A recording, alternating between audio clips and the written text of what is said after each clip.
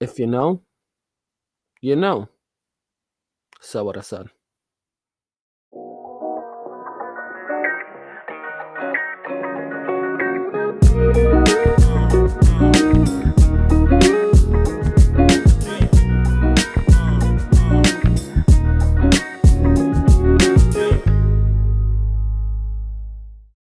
Hello, and welcome everybody to another episode of Breaking Down the Tape. I'm Zach.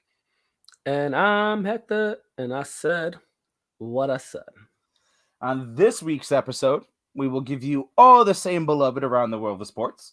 We will let you know how you did with our trivia question last week and give you a whole new one. By the Explain- way, by yeah. the way, we are now at an even 500. Said Mhm. what I said. Yeah, nobody got this one either, which I was a little surprised about. I want to talk to you about the San Francisco 49ers and their draft pick. You know, we've covered the Jets, the Cowboys, the Browns, the Falcons. I think the Niners are a good, another They good. deserve their spotlight. Yeah, coming in at number 3. And with the retirement of Alex Smith and Julian Edelman, I want to talk about the Hall of Fame.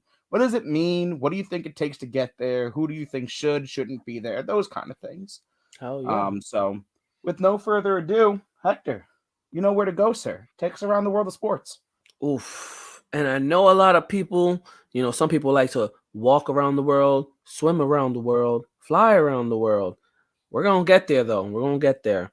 So we're going to start off real quickly and over at the UFC. Everybody likes a little violence. They like a little blood, little hands-on.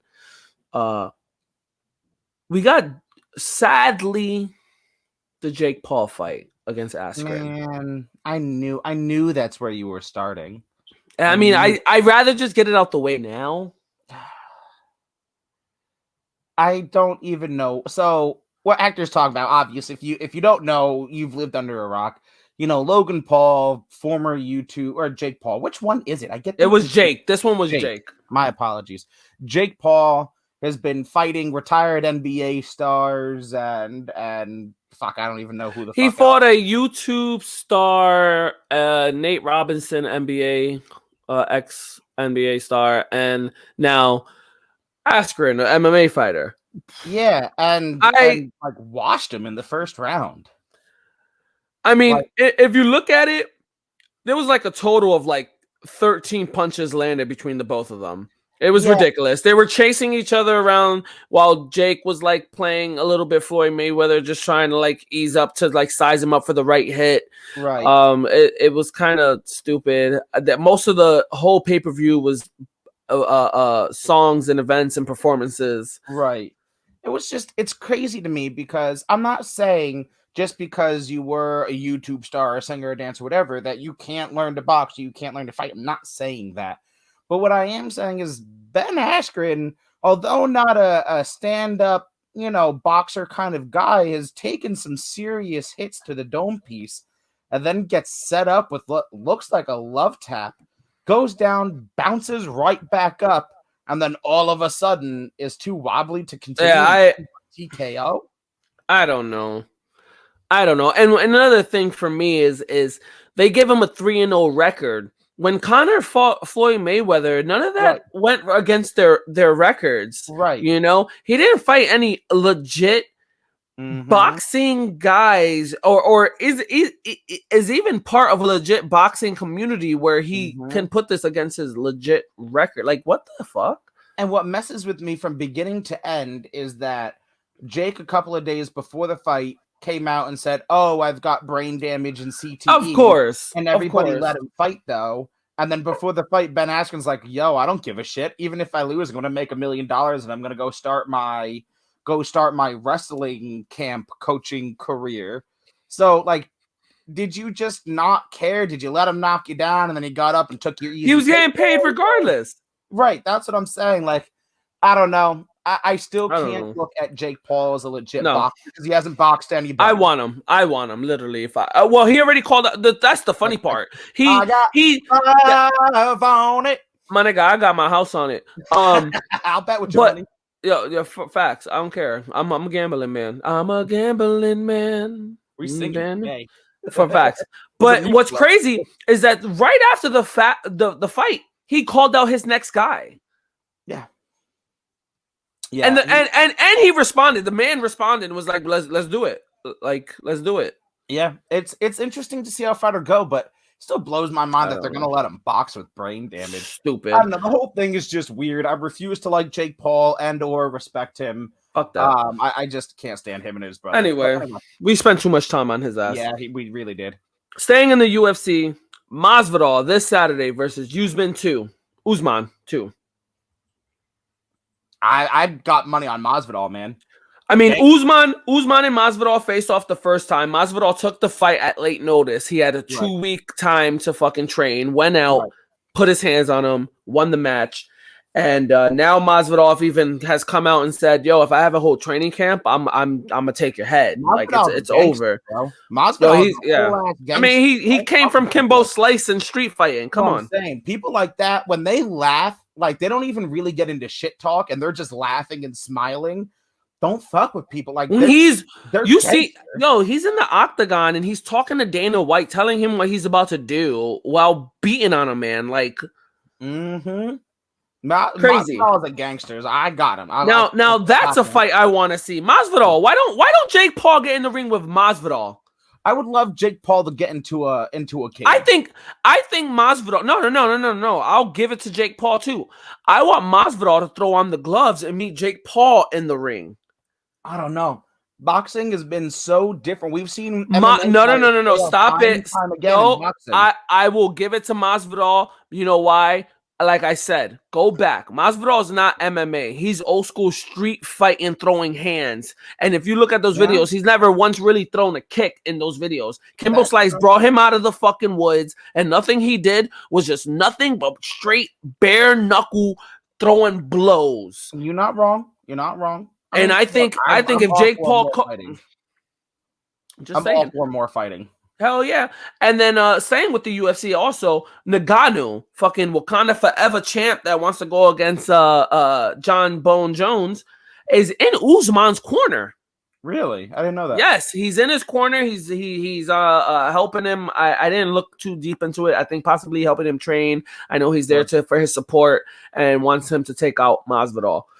So again with the UFC, and I said what I said, Amanda Nunes is going to defend her title, and I am looking into the future and saying she's going to completely dominate her match. I don't know enough to know, either. I mean, I know Amanda Nunes, and I know what she's done, but I don't know enough to know to say one way or the other. But she is way better than Ronda Rousey. Beat Ronda Rousey. Everything Ronda Rousey did, like Amanda Nunes has topped it, and no one's been able to fucking stop this girl. I know enough to know that she's been on a tear, and I know enough to know that she's damned good at her job, which is kicking the shit out of other women. I still want her to take on the Pauls. I said what I said a few weeks ago in one of our shows. I want her to take on both the Pauls 2v1 at the same time, and I still put my money on her. Again, I'm not going to go against it if we're betting your money. I'm both like that. Bet. Bet. We're going to go over to the NBA. Over in the NBA, there has been history made. It is history, really. Steph Curry ties Kobe Bryant with 10 straight 30-point games. He has been on a complete tear and holding down his team. And, I mean, there's not much of his team with the amount of injuries and rebuild. Just been a Steph Curry show. Did you see that crazy, falling down, left-handed, over-the-shoulder hook shot 3 that he fucking threw the other day? My man hasn't scored less than 30 points in 10 straight games. I think over. I don't know how people don't put Steph Curry in still of the talks of another MVP. I get it. His team isn't like the best, but it's not. Is your team the best award? It's if most valuable player award. Right. I agree with you. It just doesn't make sense. Staying over in the NBA, Zion Williamson comes out saying he loves playing in MSG Who and is doesn't? the best place besides New Orleans that he likes to play. It's the most famous arena in all of sports, baby. I mean, is that just foreshadowing when he becomes a free agent that he comes to New York or looks toward New York? Nah, I just think it's a lot of talk. Sorry. I mean, he's always big fans, but yawn break. Excuse me. He's always stated that, because your statement right there just made me yawn. He's always stated that he's wanted to be a Knick, right. But it's not like this is a free agent saying this where people are like, people always say this, like Game Point Live and them. People always say this and don't want to come over. He never got the chance. He never got the chance. He got drafted. He said this, but got drafted. Right. He's always wanted to be in New York. Why not when he hits free agency? If New York stays on the hot streak they've been on, come over, team up with RJ Barrett, his former roommate and teammate in Duke, and with Randall being that'd be a force. Yeah, maybe. I mean, look, who doesn't love playing in Madison Square Garden? Whether it be, basketball, whether it be hockey, whether you're coming in for boxing, it's the most famous arena in all of sports. I mean, you get like 10 channels dedicated to you automatically. Let me tell you, I'm sure you've been to the Garden, watched games. I've never been to a basketball game in the Garden, but let me tell you, from the hockey perspective, there is nothing like watching the Rangers play in the Garden and feeling New York City shake beneath your feet. There is nothing like it. I've never been to a hockey game. I'm excited to finally go see a Rangers game. But I've been to two. I've been to not one but two Knicks games in my life. One was up in the nosebleeds, so that was one scenario I can see. And the second one, I was pretty much behind the free throw line, like behind the bucket of the where there. And regardless if the Knicks are winning or losing. Mm-hmm. Which I've seen them win in one scenario and lose in the other, even though the second one, the loss was a very close one. It's insane in the Garden. Mm-hmm. Who wouldn't want to play there with that kind of atmosphere? And Zion's saying that with 4,000 fans in there. The Pelicans are not happy. I was watching it this morning, and the minute I saw those words come out his mouth, I said, that is the stupidest but smartest thing that you ever said, ever. Oh, yeah. I mean, you don't want to say that out loud when you're still on a team. Yeah, you don't want to say that out loud while you're still on the team. The Pelicans are not going to be happy about that. They now know that you aren't 100% committed to their team. His agent immediately called and was like, shut the fuck up. Stop. Yo, seriously. Stop talking right now. Jesus and then New York is looking, and they're just going to be like, okay, so I will wait till free agency and I'll give him whatever money he wants. Maybe he'll take a discount, whatever. It's you got the balls in your court at this point. Yep. Or maybe next year before the trade deadline, this offseason. You never know. Especially if the Knicks make a push. They jump. So staying on the Knicks, because that's part around the world of sports, and I want us to keep it. They lost a few games. They dropped to the 8th seed. Now they're on a 6-game winning streak, longest winning streak since 2014 with Carmelo Anthony. They're now 4 games over 500, 31-27. They went from the 8th seed to now the 5th seed, back up to the 5th seed. Hey, I want to shout out to Bud Light because I guess we're both drinking. Bam. Anheuser-Busch. If Dick Yingling doesn't hop on it, you know where to find us. And Bud Light's quick to get those sponsors. Yeah. So they're back up if they stay in the 5th or 6th seed, I truly believe they can make a solid push to the second round. You've been saying that for a long time, though. That's where you want to live for them. That's where you want their postseason to live. At least this year, we obviously know they're a one and out if they play a true contender in the top 3 teams. Sure, you want the top guys to cannibalize themselves. Let them beat themselves up. Kyrie's probably not gonna by the second round. Kyrie's not gonna be playing. 4 out of the 7 games. We know about Kyrie's passion, so He's gonna play 3 out of the 7 games. Staying on that, I want to stay on that Kyrie and KD situation. KD's been getting hurt a lot. Yeah. A lot. So what's going on there? And then can Kyrie and Harden win the finals without KD? My immediate answer is yes, right? Because it's KD is a big brand name, right? And KD is good, and I'm not going to devalue KD. Kyrie and Harden are also really fucking good. So I want to say yes, but I have to tell you that despite the super team that they were supposed to be assembling, I haven't been impressed. I got some stats for you real quick. Hit me with it. So with all 3 on the court, we know what they can do. Mm-hmm. With KD on the court and all 3 there, I think they're 29 and 10. Mm-hmm. With KD and Harden, I think they're like 14 and something like that. With Harden and Kyrie, they're 4 and 2. With Kyrie on the floor alone, he's 2 and 2. Doesn't that say something? That he can't carry a fucking team by himself? Yeah, I mean, I agree. It's a small sample size, but for all those other stats to be winning stats, and then Kyrie, you're supposed to lead this team, which is what this was all about from the beginning. Dun. Right, and you're 2 and 2. It kind of it doesn't look good. You know, we got to be careful because A, no one gives a fuck about our podcast. True. And B, Hugh might hear this, and he might hear that we're slandering Kyrie again about his. That only means that he's listening to our podcast. I hope he does. No, I'm just saying we love you, Hugh, but we don't. And you should tell me what you drive.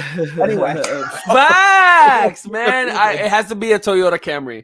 It's got to be something with nice seats, man. I don't want to give him credit. No, that's a fact. The fact that he's always in his car and doesn't have a hemorrhoid. Well, he's white. He's white privilege. He probably has heated seats. It's probably like a Lexus, right? Yo, did you peep? Never mind. We'll talk about that later. Anyway. Last thing I want to hit real quick is the MLB. I want to shoot over there. MLB's been hot. Obviously the Yankees have been horrible to watch lately. My God. I mean, and I'm gonna still stand by it. I'm not gonna be on the wave of, oh my God, they're doing so bad. No, I still stand by it. Their season don't start till May. Talk to me when the All-Star break gets here. If they're still bad by the All-Star break, then we can start having a discussion. No, I hear you. I think, and I've said this 101 times, that I do love baseball. Not nearly as much as you, but I do love baseball. But it doesn't matter before the All-Star break. It really it took in the first 6 weeks. No, it really took me a while to really accept that one, because I used to be one of those guys where it's like, no, every fucking game matters, which every game does for the team. Every game kind of does matter though, because I get it. In the stance of that, you want to win every game. Every game does matter. But in the sense of the fans and how long the season is, not every single game. I mean, at a certain point, it starts to matter. Right. And it's usually after the All-Star break. Bro, or if you're losing, or I mean, if you keep a decent record until the All-Star break, you're all right. You're all right. And hit me with that. Well, you said it on Sports Me about the Yankee stats, and if they start off this way, it was like a lot of people are like bugging out that the Yankees are like, oh, they're 5-8. Well, this is right now they're 5-10. So it's changed. It's changed since I've seen the stat. Right. But when they were 5-8, people tend to forget that they, like I keep saying, they start slow in April. But out of the last 6 seasons, 3 out of the last 6 seasons, they have started 5-8. Yeah. And out of the 3 seasons, they all went up to being winning seasons, but the latest one that they went 5-8, they went on to win 103 games. And missed the most wins in baseball by like fucking 2 games. Like, what do you have? No, most wins in baseball is like 116 by Seattle Mariners. No, you're right. No, I apologize. It was first division, but somebody else had like 110 wins or whatever. They were in second place. They weren't in first because somebody else had Dodgers. The Dodgers had more wins that season. Thank you. That's what it was. The Dodgers had I think like 107 that year. Right. That's what I had meant. Is that they weren't first. You'd think by winning X amount of games they would. Yeah, you think over 100, you're solid as the number one. Before, are you done with baseball? By the way. No, not yet. Just okay. I don't want to cut you off. Staying with baseball, Jay Bruce retired with the Yankees. Saw that. He's came out and people are like, oh, why he's retiring? I think because Luke Voigt's gonna come back. Yeah. And he's gonna lose playing time there. And he had a slow start, and he just came to himself and says, my time's done. Yeah. Yeah, sometimes you have to look yourself in the mirror and say, I'd rather walk off into the sunset. And why not the team? And why not walk out in a Yankee uniform? Amen. Staying in baseball, Shane Bieber from the Cleveland Indians has 4 straight starts. His first 4 starts this season with 10 plus strikeouts in every season. First pitcher in MLB history to do that. Not to be confused with Canadian pop star Justin Bieber. I get my peaches out in Georgia. Oh yes, I get my weed from California. Yeah, that's lit. A musical episode. But no, I've always liked Shane Bieber, mostly because of the confusion between him and Justin Bieber. I'm not gonna lie.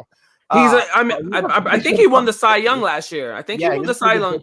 And pretty good pitcher, and like that's insane. And Garrett Cole would have been close to get. I'm not to try to take his shine away. For Garrett Cole, could have been close to that because his first 3 starts this year, he's had 10 plus strikeouts. So, pitchers fighting for the top.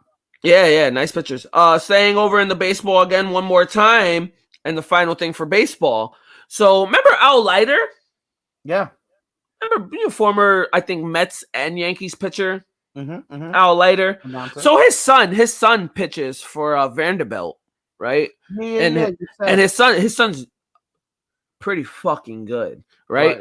So his son and another pitcher are battling it out right now for the number 1 and number 2 overall picks in the MLB draft this year. No shit. He is that filthy.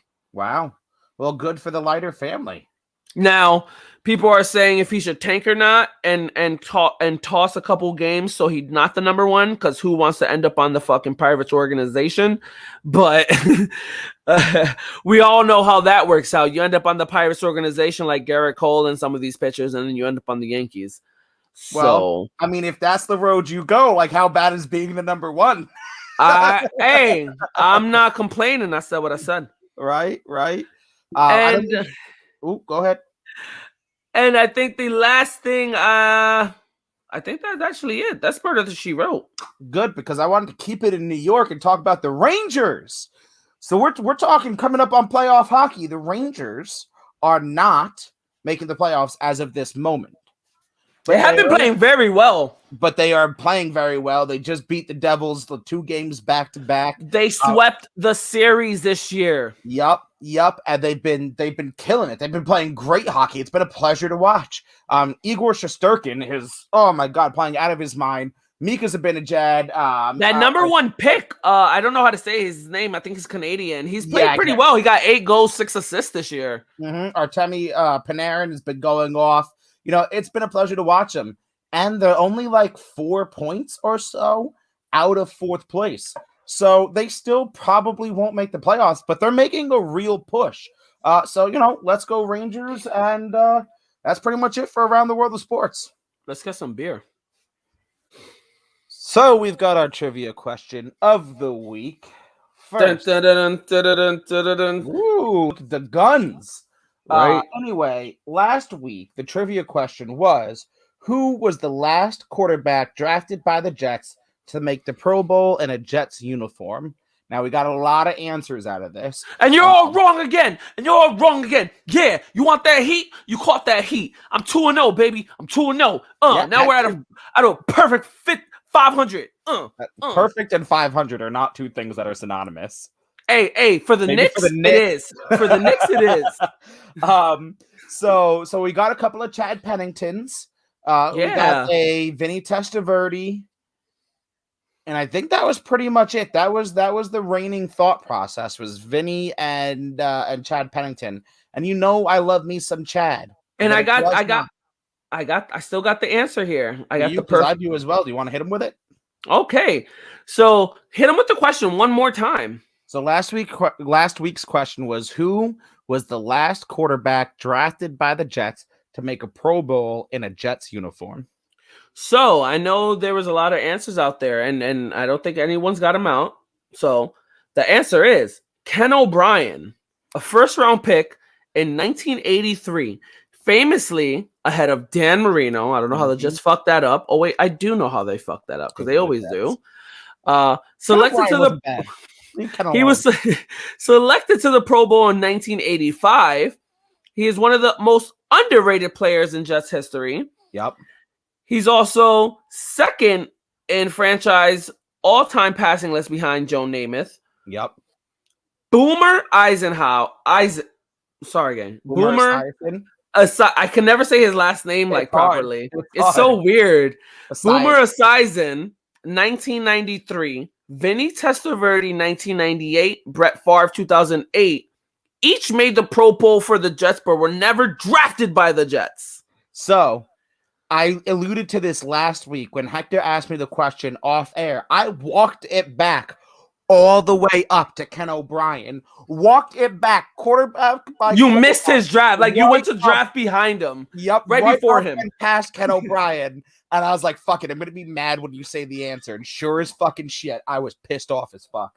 But anyway, so this week, I'm staying with quarterbacks. Hector does not know this question yet. I'm surprised. No. So obviously he cannot answer. Which quarterback's record of highest rating by a rookie was broken in 2012 by Robert Griffin III? So I'll repeat the question.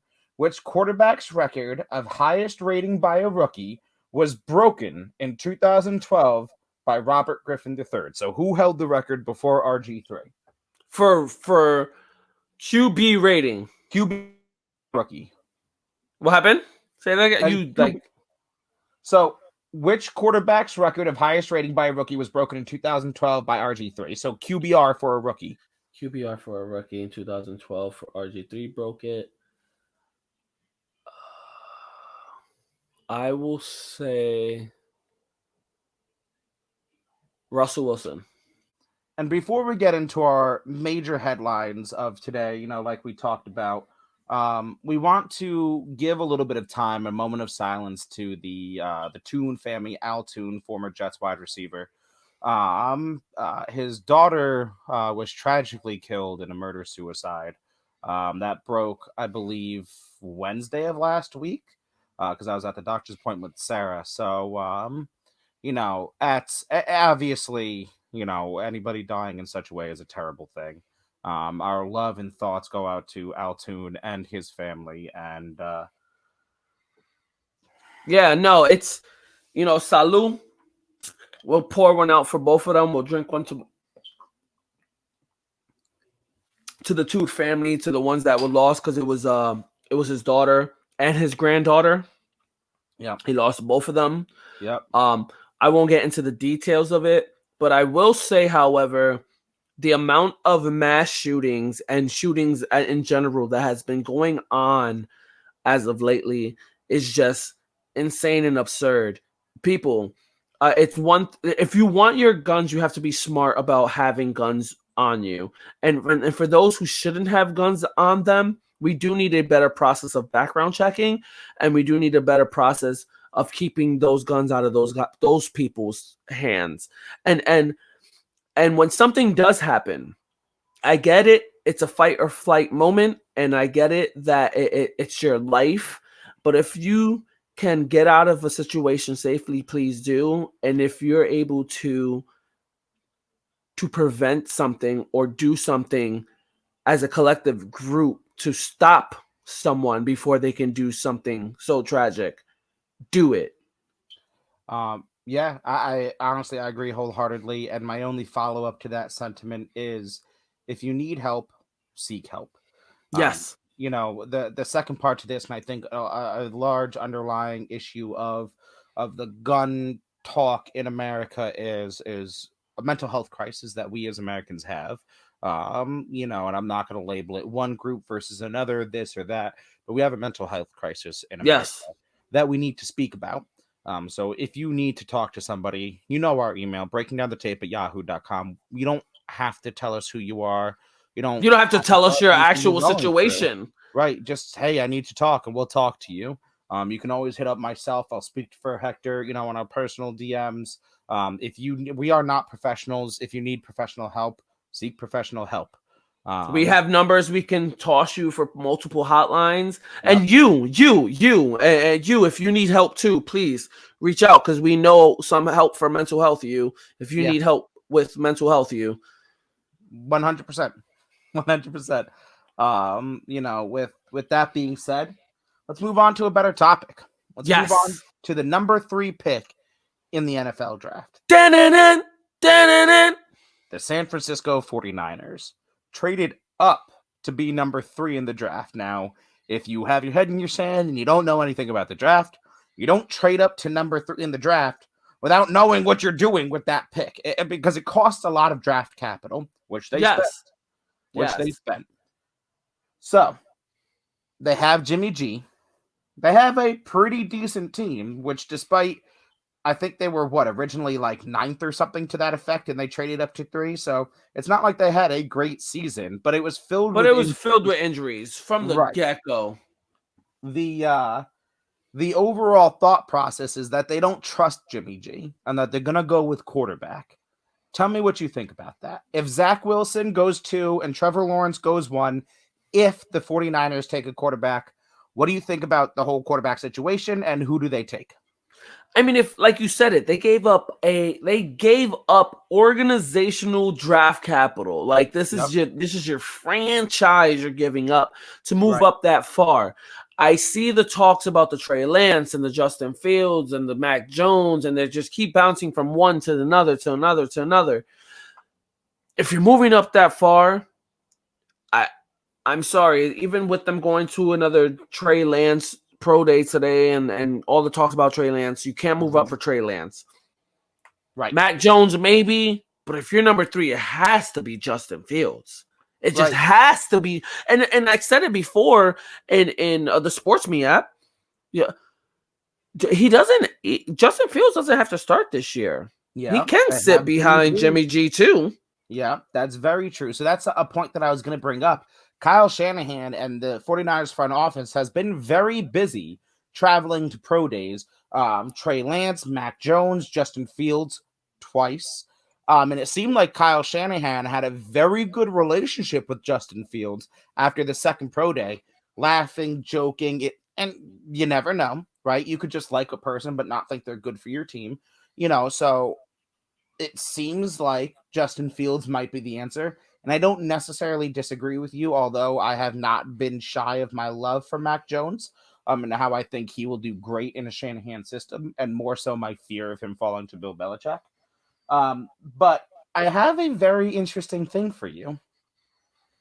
What do they do if they don't pick quarterback? What if Shanahan is sending us all on a wild goose chase? Because keep in mind, Jimmy Garoppolo has won an overwhelming amount more than he has lost while healthy. So assuming that they do have faith in Gucci Garoppolo, what do they do with the number 3 pick? If Shanahan is sending us off on a wild goose chase and it's not for quarterback, what do they do?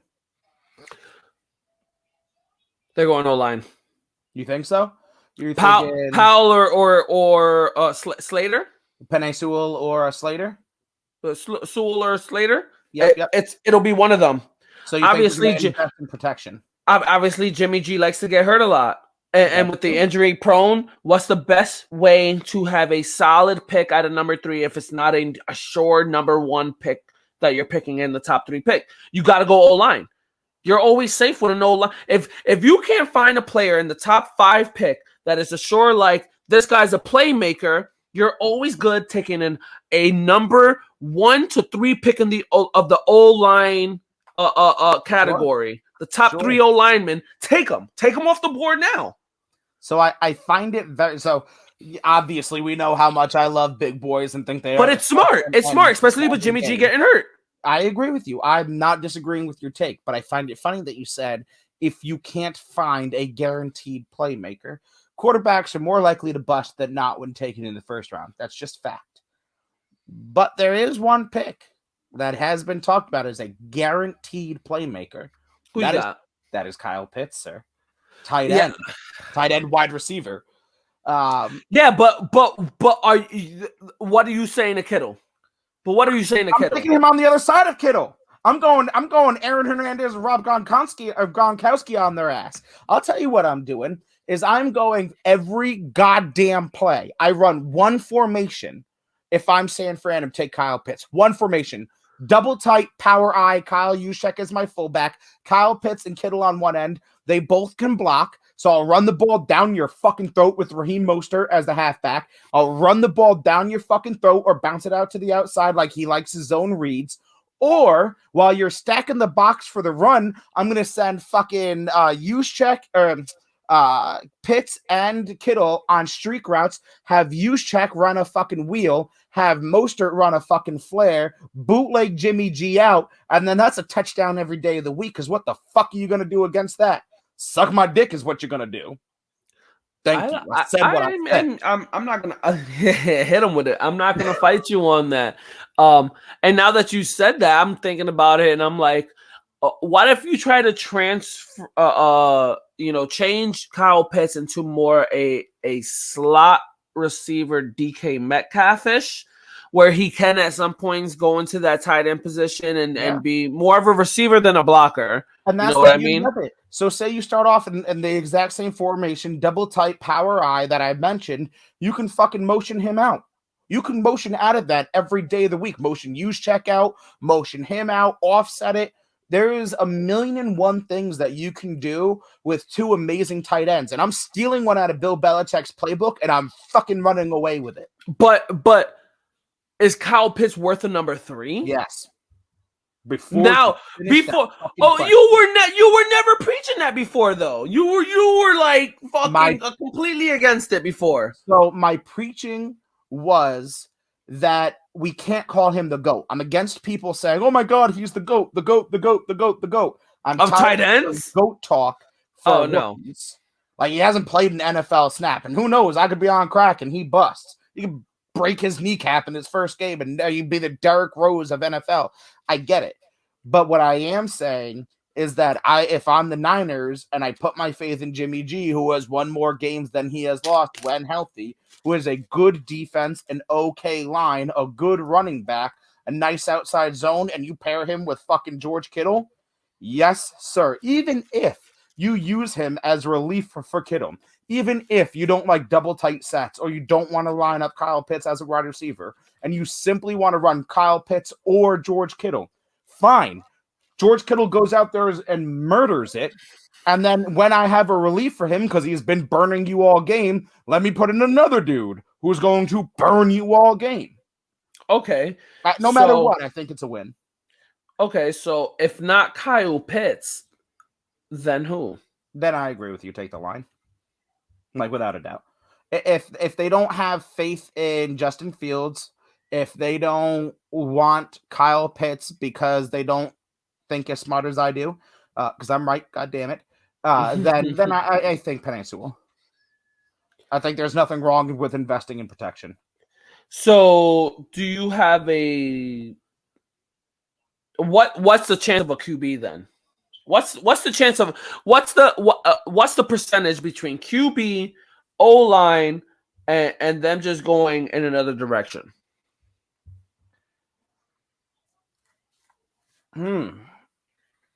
I say QB 60%, Kyle Pitts 30%, and then line 5%, other direction 5%. I'm going to leave some room for error that we haven't picked out what they're going to do. But I unless Kyle Shanahan is truly like the best chess player on the planet and has just been tricking all of us. I'll take him out. No, I'm not. I can play chess. I'm not that nice. If he picks Kyle Pitts at 3 and we all sitting here holding our dicks in our hands, then he's the best chess player in the world because none of us saw it.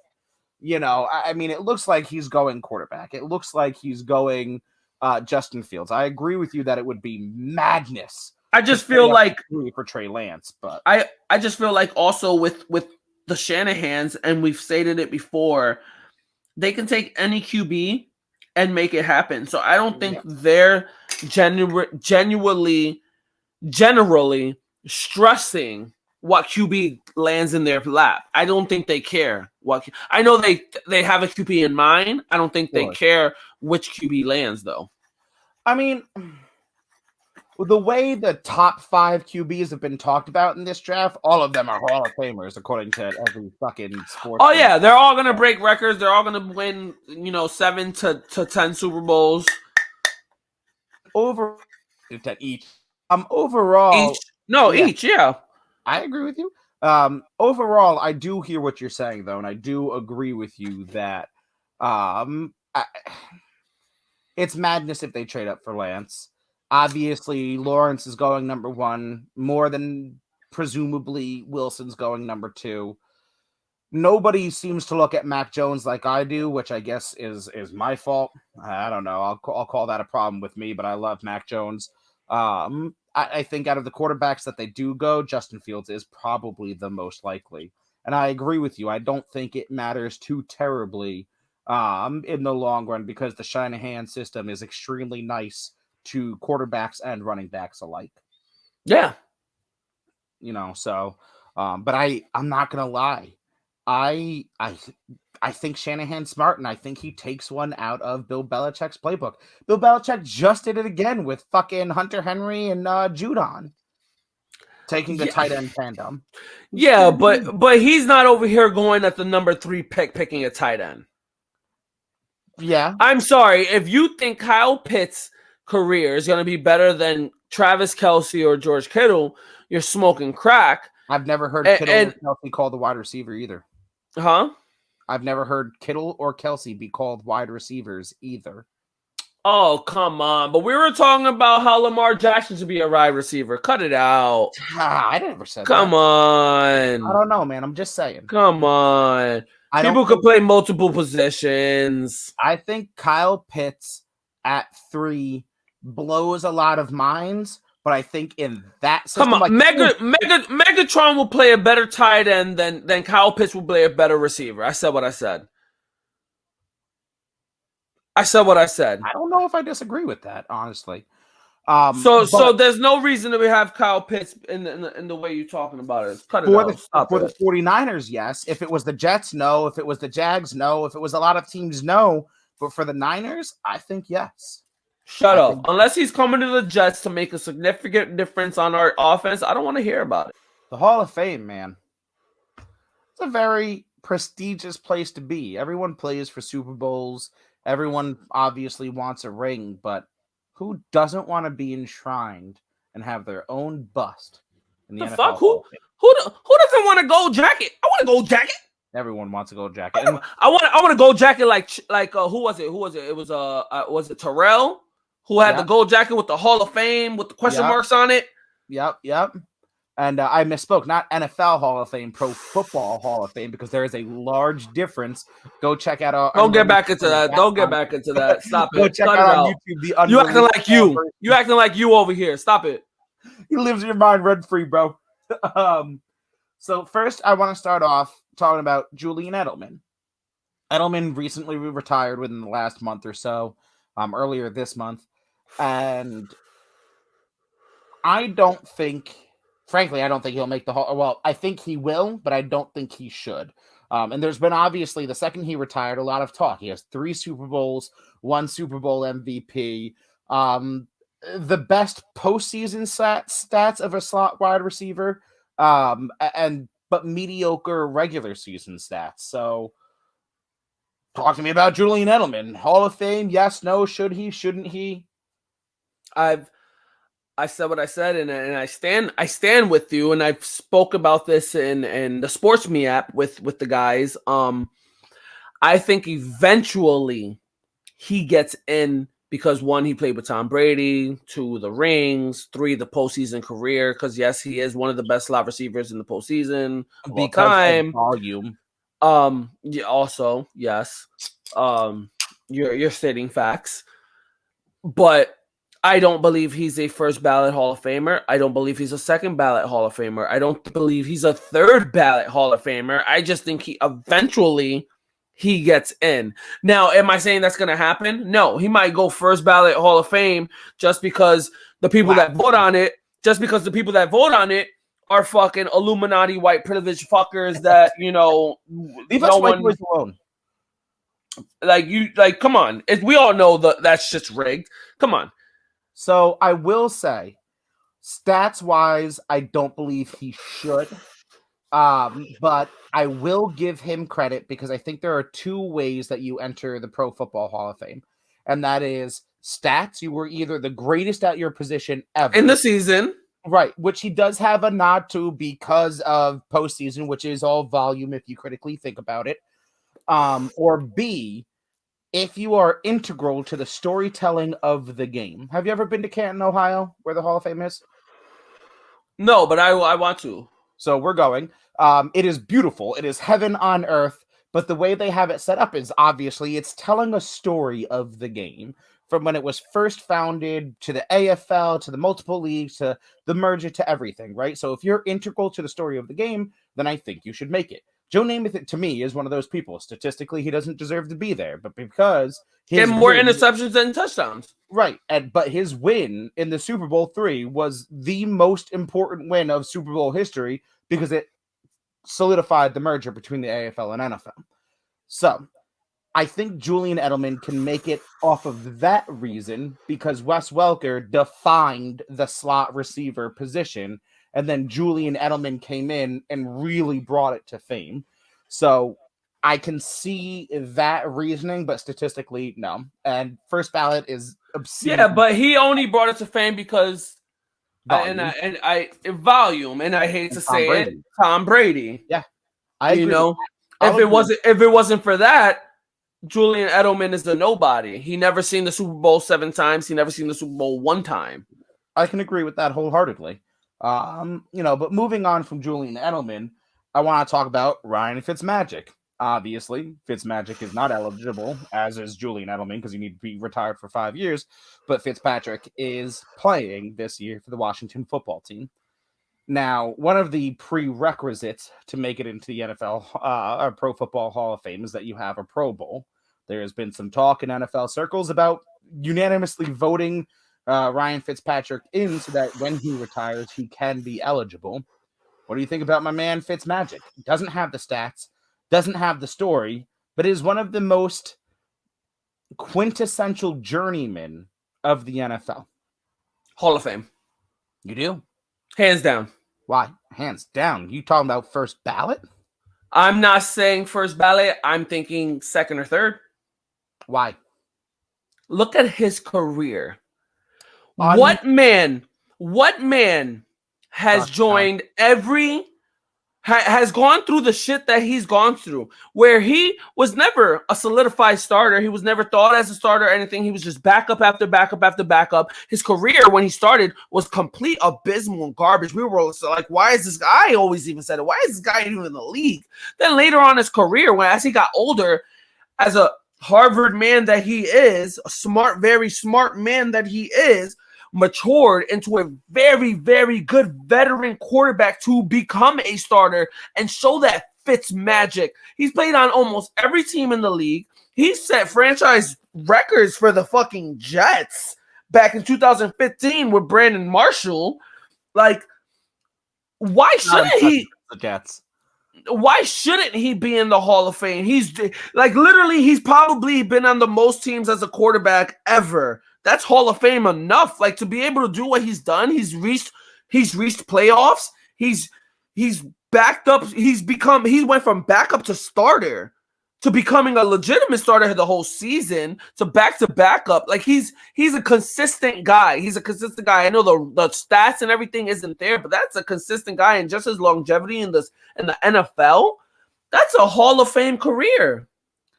I want to start off by saying, despite what he did to the Jets and forced them to miss the playoffs when he beat them with the Buffalo Bills, I am going to say, and I love Ryan Fitzpatrick. I think he's a great I'm man. not saying he's I think great. he's a teammate, good for, and he's a story.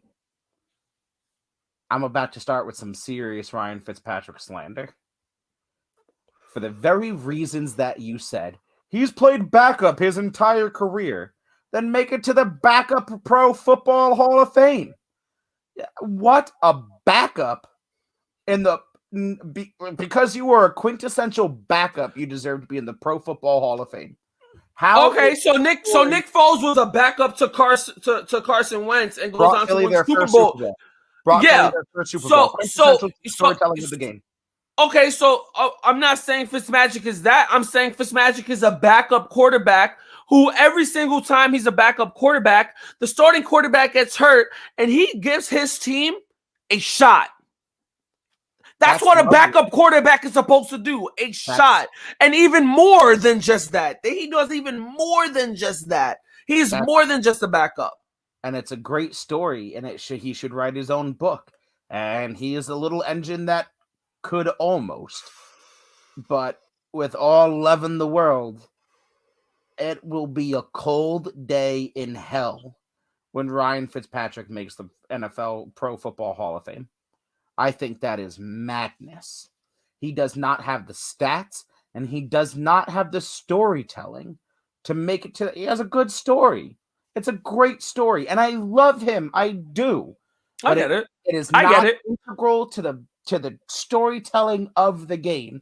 Ryan Fitzpatrick will be remembered by me and you and our generation and guys who love the game like us in our hearts.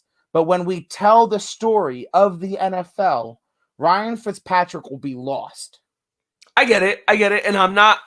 I will. And it hurts to say because I love it. No. I get it, and I am not gonna put up a battle into like making it seem that I think he should be in the Hall of Fame.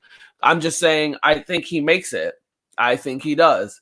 I'm not gonna put up a battle saying that he should. I get your point completely. Right. And I sometimes if you ask me in a different day and I have a different mood on me and I probably didn't smoke 6 joints today, I'd probably be like, yeah, I completely agree. And I'll find a million reasons to say why he shouldn't be in the Hall of Fame. I hear you. And it's hard because he's likable.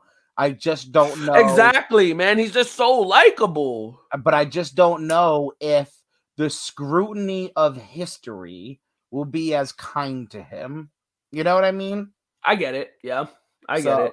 That's what. Okay, so what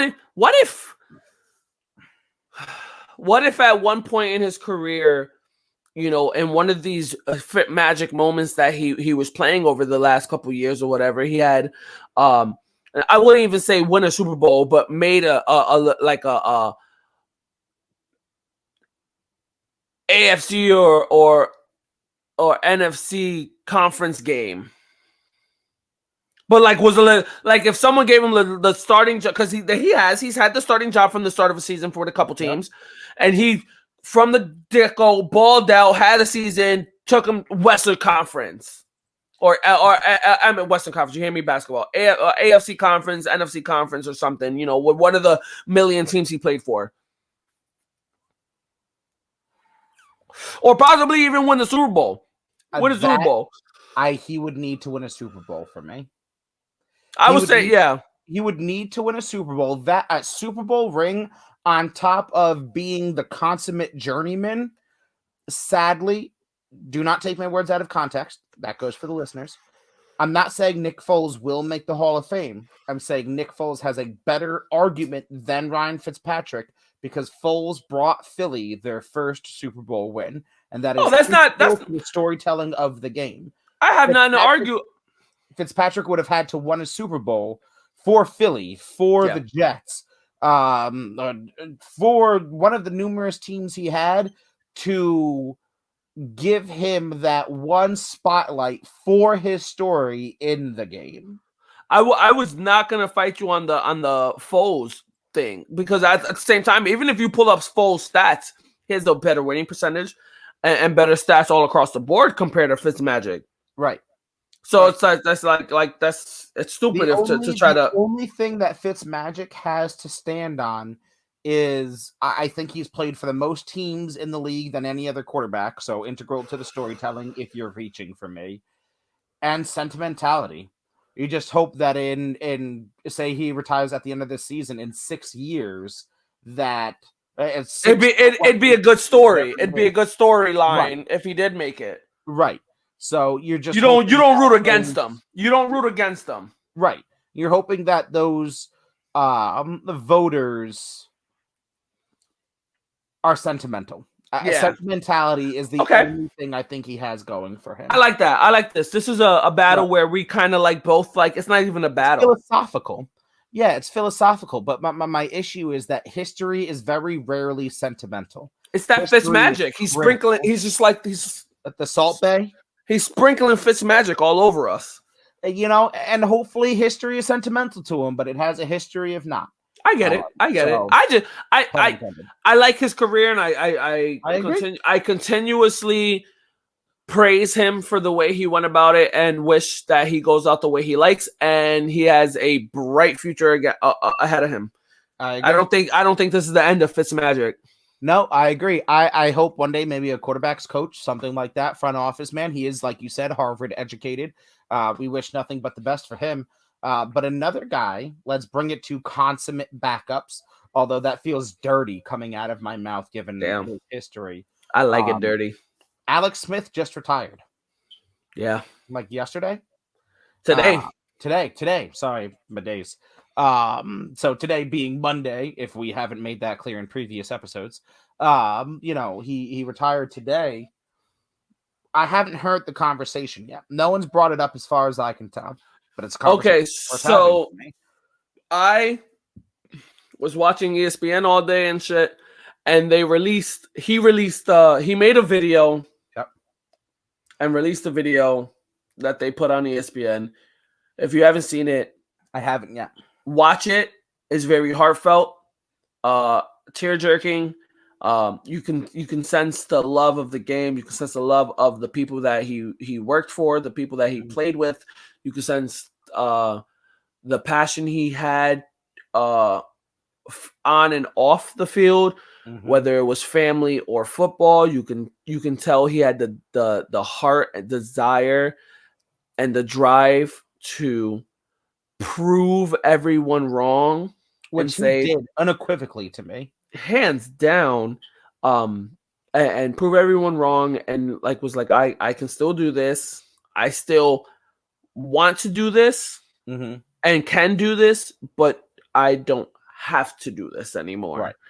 And I think it's the smartest decision he could do. I think 100%. He has one more time, just like I said with Fitzmagic, has his entire life ahead of him, and nothing but great things. The only sad part is like you said, is he going to go to the Hall of Fame? Right. So Alex Smith has a similar but so different story than Fitzpatrick. Fitzpatrick was like the consummate backup, right? He was always your bridge guy, your Band-Aid. He was never meant to be your. But he was a little bit more than that. But Alex Smith was drafted like number 1 overall, at least in So he was the number 1 overall pick in 2005. He missed all of 2008 season with an injury and all of 2015 with an injury, but those were the only 2 seasons. Yep. Besides that, he has a 99 in Super Bowl. And if you at me, I swear to God, he has a 99 and 67 record. Took the 49ers to the Super Bowl. Not Colin Kaepernick. Kaepernick overtook him because of an injury and never truly won the job. Yep. Never truly won the job. Alex Smith should have had the job back when he came back, and they just gave it to Kaepernick. Yep. And we've seen that how that worked out. I said what I said, God damn it. I said what I said. Then he goes to the Chiefs and builds that system with Andy Reid, teaches Patrick Mahomes for a year, and lets Patrick Mahomes take over the squad while he goes elsewhere. Yep. So he might not be the guy, but he's the guy to teach the guy to get there. He could get you there and teaches the next guy and knows when he can just willingly give it up and be like, this, I'm not the guy, but that's the guy. Yup. He's the guy that came so fucking close twice. Then he goes over to Washington in the freakish of freakish things on like the same exact date, in the same exact way, same exact injury, pulls a Joe Theismann 2.0 to the letter. Like Joe Theismann was put on a copying machine and renamed Alex Smith. Like that whole thing was almost like freakishly the exact same way as Joe Theismann almost dies on the operating table, like life-threatening injury, comes back, wins comeback player of the year, led Washington to a postseason run, and set up Taylor Heinicke, who, look, I'm not saying Heinicke is a GOAT. I'm not saying Heinicke is a Patrick Mahomes. But what I am saying is Heinicke came out there and dueled with Tom Brady. And balled. He balled. What the fuck you say about that? He came out there and taught after another injury, Heinicke had a fucking duel Tom Brady. And if Heinicke would have pulled out that win, holy shit. Yeah. Yeah. And we would have been saved from the 7th Tom Brady ring. But word. Alex Smith has, to me, a vital part of the storytelling of the game. An integral part of the game. Now, the and it's sad to say, but the injury, the comeback, and the fact that he got so close to the Super Bowl again, a couple times, is what's, especially with the injury and the way he came back and was able to do something, he's going to make the Hall of Fame. But if it wasn't for and it's so, and I don't want to say it, but I have to say it. I know. And fuck, I feel like a piece of shit. I know. But if it wasn't for it, he's a quarterback where you can say he's teetering the line, but he doesn't make it. You're nail on the head. If he doesn't almost die because of that injury, if it's not as bad as it was, if it was just a broken ankle, torn ACL, if that doesn't happen, even if he came back and played shitty. Yeah, I agree with you. I agree with you wholeheartedly. A terrible situation that occurred, and God thank you, he's okay. And I love that the fact that everything worked out perfectly. Yep, and I think that says a lot about him. About the hard work and the dedication to his recovery, to his surgeons, obviously, to his family. Something that I like about him is that while guys in the league now want to bitch and complain that I'm a starter, I want this money, I want that, I want this, I want that, I want this, I want that. He's a guy that got replaced not once, but twice by guys that both went to the Super Bowl, one won it, and not once was he was like me, that should have been me, that's my team, that's this. Yep. No, he just went on to the next site and did his business and got ready for the next team and did it again and did it again and did it again. Yep. And everyone's still saying he's not that good, but every single time you hear, oh shit, this team was going to Super Bowl, who was the quarterback before the previous that Alex Smith, or who got them on the way and then got injured. Alex Smith. Yep. Now, I'm not saying by any stretch of the imagination that he's a first ballot, right? No. I've said it before. History is critical, not sentimental. Yeah. He's not a first ballot, but I do think he gets in. I do think his story is integral. Like I said maybe second, third ballot, possibly. Maybe to the end of his eligibility, but I do think he gets in. I do think history will look. I don't know that.